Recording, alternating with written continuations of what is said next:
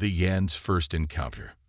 For millennia, the ancient Yan race ruled the stars, secure in their belief that they were the apex of existence, immortal and unconquerable. Led by the venerated overlord San, they sneered at younger species as inferior primitives. The notion that anyone could challenge Yan supremacy was unthinkable. This conviction shattered when San received impossible reports. Unknown attackers had decimated a Yan settlement, leaving no survivors. Enraged that lesser beings would dare assault his people, San dispatched scouts to investigate this affront. The recon team arrived at the ravaged colony, to a scene of utter devastation. Scorched ruins and Yan corpses littered the ground. Scouts' salvaged security videos revealed armored bipedal assailants ruthlessly gunning down colonists with advanced weapons. These were no mere savages, San seethed as analysts presented their findings. The enemy called themselves humans, hailing from a dirtball named Earth. That such an upstart race could best Yans was inconceivable. San vowed to make an example of them. He assembled the mightiest Yan war fleet ever seen, an armada to crush the humans and remind the galaxy that Yans reigned supreme. As ships launched toward human space, every Yan anticipated easy victory. On Earth, military commanders grimly tracked the approaching invasion force.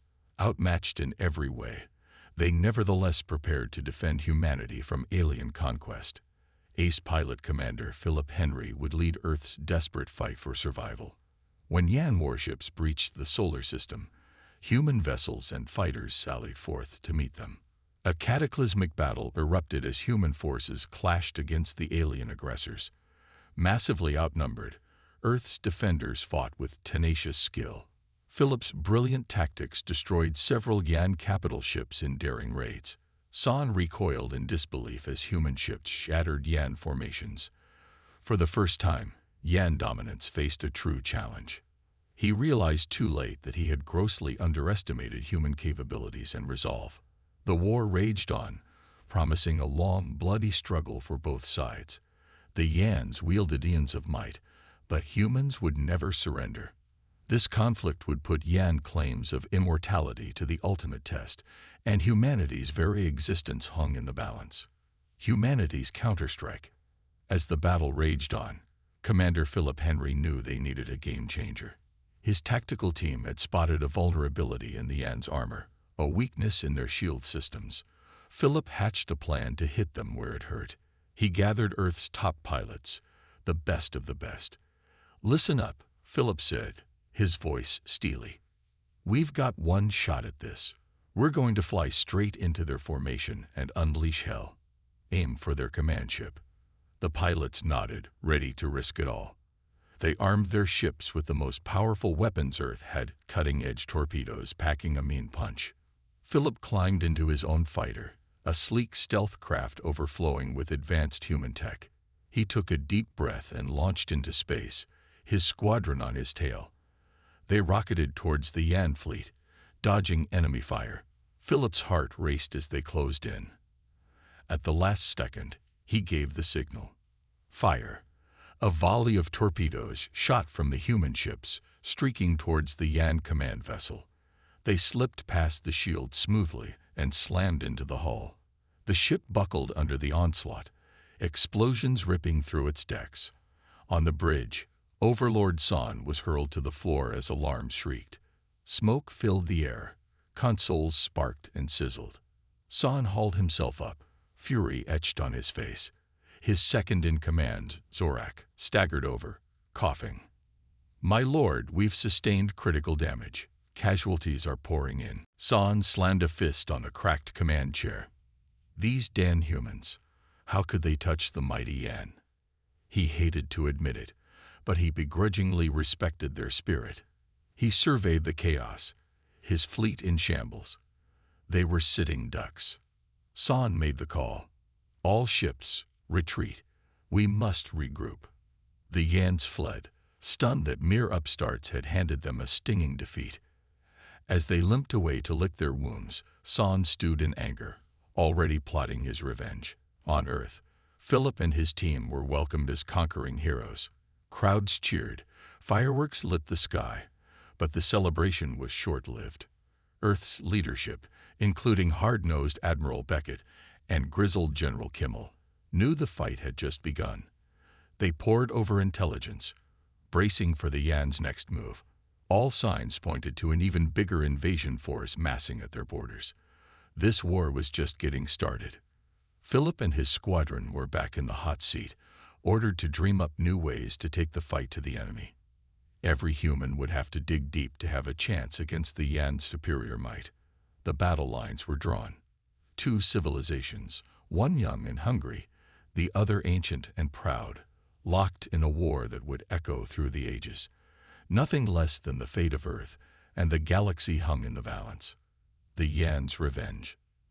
San paced the Grand Council chamber on Yanis Prime, his footsteps echoing off the crystalline walls. The room buzzed with nervous energy as Yan leaders murmured amongst themselves, still reeling from the humans' audacious attack. Silence. San's voice boomed, cutting through the chatter. We face an unprecedented threat. These humans have dared to challenge our supremacy. He turned to his top scientist, Zax. We need a weapon to crush them utterly, something to remind the galaxy of our power. Zax nodded, activating a holographic display. We've been developing a new technology, harnessing the power of dying stars. We call it the Starbreaker. The display showed a massive spherical construct pulsing with energy. One shot can obliterate an entire solar system. San's eyes gleamed. Perfect. Build it immediately. Meanwhile, on Earth, Commander Philip Henry burst into the war room. Sir, we've intercepted Yan communications. They're building a super weapon capable of destroying our entire system. Admiral Beckett smacked his hand on the table. Damn it. We can't let that happen. Henry, assemble your best team. You're going in. Philip nodded grimly. I know just who to bring. Hours later, Philip stood before his hand-picked squad. The stoic Sergeant Max Thompson and the sharp-eyed Lieutenant Sarah Reeves. This is a one-way trip, Philip said. We infiltrate their facility, plant charges, and blow that weapon to hell. Any questions? Max chambered a round in his rifle. Just point us at the enemy, sir. Their ship, disguised with stolen Yan tech, slipped past patrols and docked at the massive construction facility. Alarms blared as they fought their way through corridors, facing waves of robotic sentries.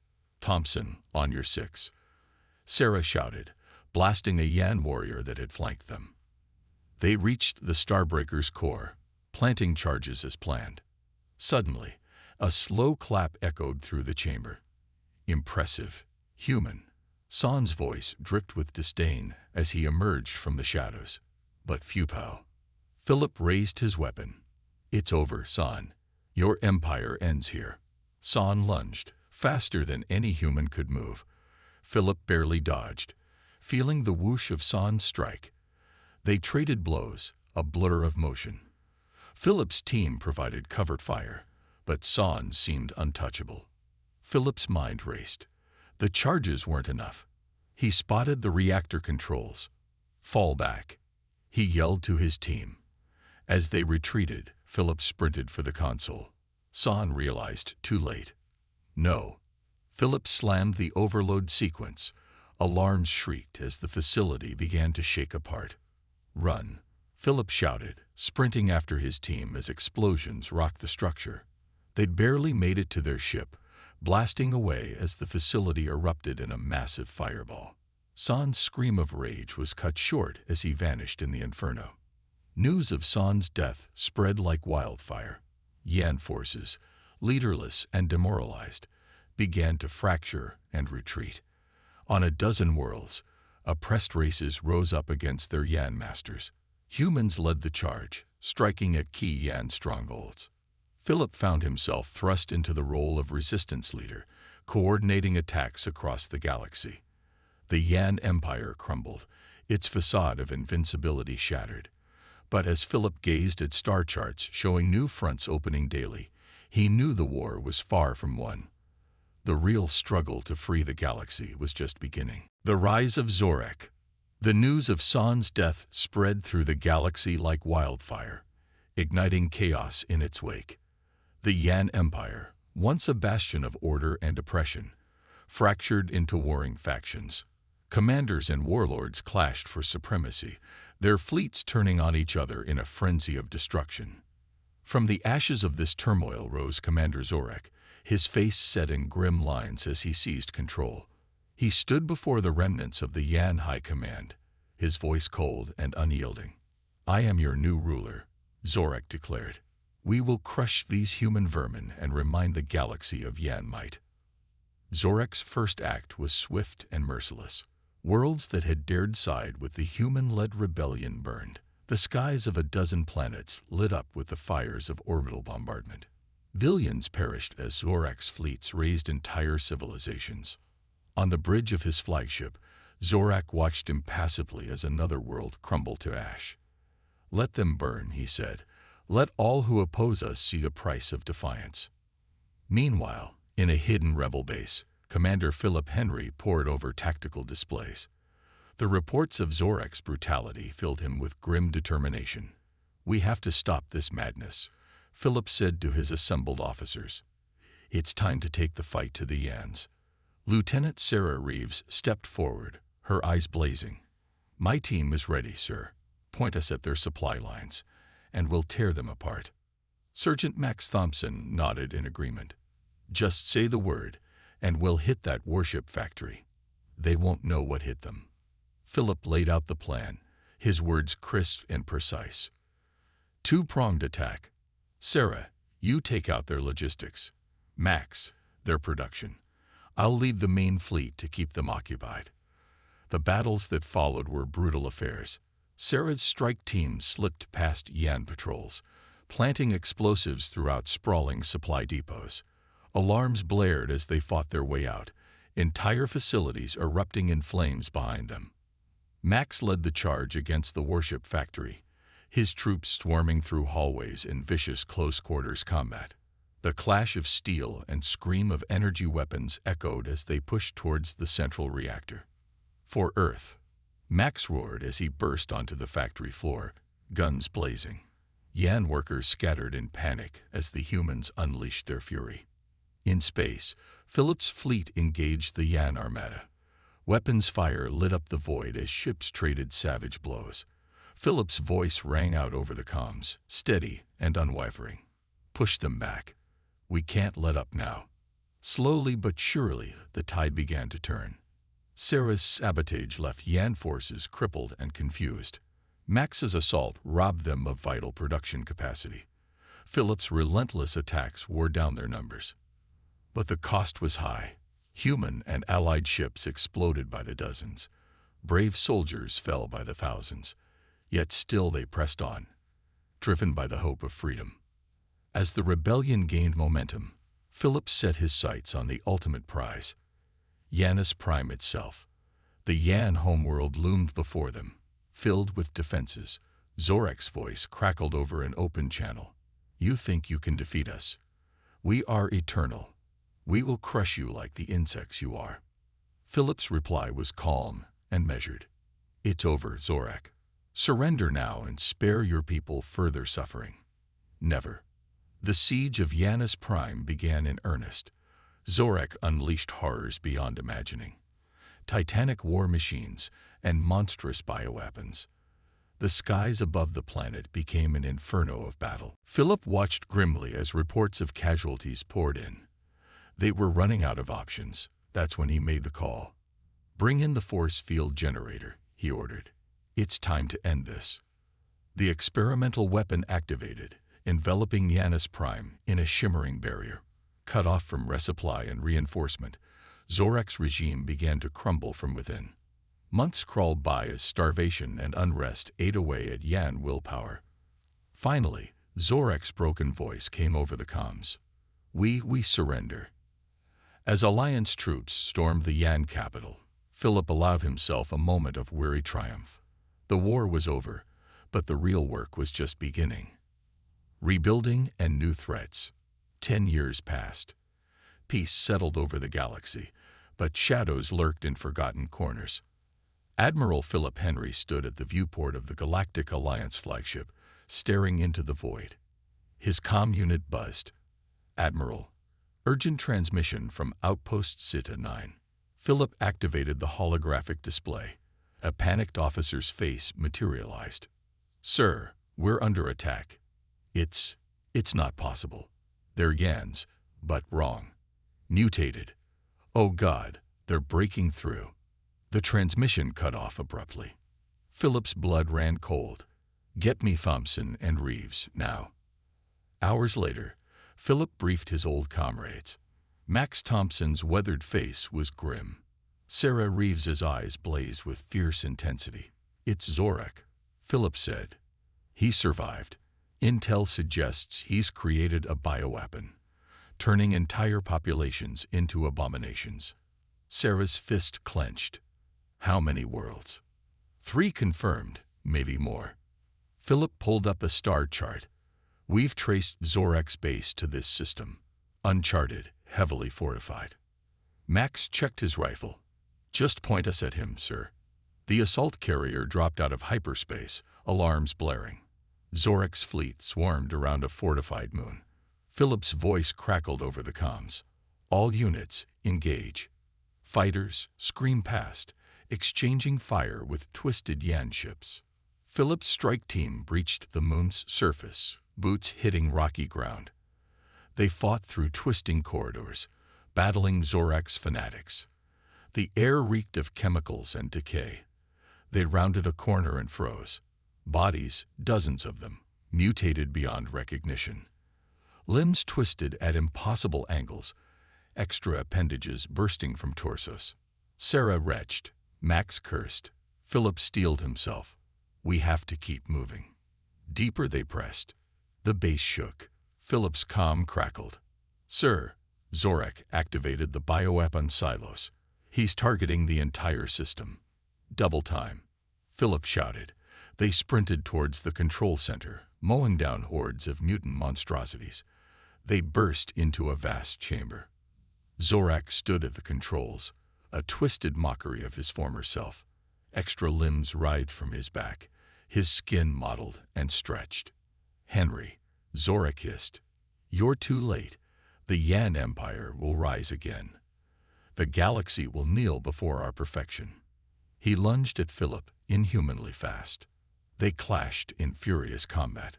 Zorak's mutations gave him incredible strength, but Philip's skill and perseverance kept him in the fight. Sarah and Max battled waves of mutant disciples pouring into the chamber. Alarms blared as the bioweapon silo prepared to fire. Philip saw his opening. He feinted, then drove his vibroblade deep into Zorak's chest. The renegade Yan howled as the bioweapon's mutagenic substance flooded his system. Zorak's body twisted grotesquely, limbs splitting and reshaping. "To the silo," Sarah shouted. Philip snapped out of it. He sprinted to the control panel, fingers flying. "Base self-destruct in 60 seconds. An emotionless voice announced. "Move." Philip roared. They ran, the facility crumbling around them. They dove into their shuttle, blasting off as the moon exploded behind them. In the aftermath, Philip stood before the Alliance Council. "The threat is neutralized," he reported. "But the damage? Entire worlds corrupted by Zorak's bioweapon." The councilors exchanged grim looks. One spoke up. "What do you propose, Admiral?" Philip squared his shoulders. "We start by helping those we can. It won't be easy, but we owe it to them. To everyone who suffered under Yan rule." He gazed out at the assembled leaders. "We fought for freedom. Now we fight for healing, for hope. The Yans tried to break us, but we're still standing. Together, we'll build something better." As the council chambers emptied, Philip remained. He stared at the galactic map, countless stars twinkling. The work ahead was daunting, but he'd faced impossible odds before. With the galaxy's future at stake, he was ready to face them again. The Zaneri threat. Decades passed, and the galaxy flourished under the Galactic Alliance. Admiral Philip Henry, now sporting streaks of gray in his hair, stood at the viewport of the Alliance flagship. The stars glimmered, a testament to the peace they'd fought so hard to achieve. His reverie shattered as alarms blared. A junior officer rushed in, datapad in hand. "Sir," urgent reports from the outer rim. Philip scanned the data, his face hardening. The Zenar Concordance. I was afraid of this. Reports flooded in from a dozen worlds. Zenari warships darkened skies. Troops poured into cities. Civilians herded into re-education centers. Philip called an emergency council meeting. Holographic faces materialized around the table, concern etched on every feature. "The Zenari are expanding rapidly," Philip said. "Their methods, they're stripping away cultures, identities. It's the Yans all over again." Counselor Vex, Atron, spoke up. "We must act swiftly, Admiral. My people remember the Yanyol all too well." Philip nodded. "Agreed. I'm deploying covert teams to gather intel and disrupt their operations." Weeks later, Lieutenant Sarah Reeves crouched in the shadows of a Zenari research facility. Her team moved with practiced silence, years of missions evident in their fluid motions. They breached the facility's data core. Sarah's fingers flew over the console, bypassing firewalls. Her eyes widened as she skimmed the files. "By the stars," she breathed. "They're creating super soldiers, cybernetically augmented. They call them purifiers."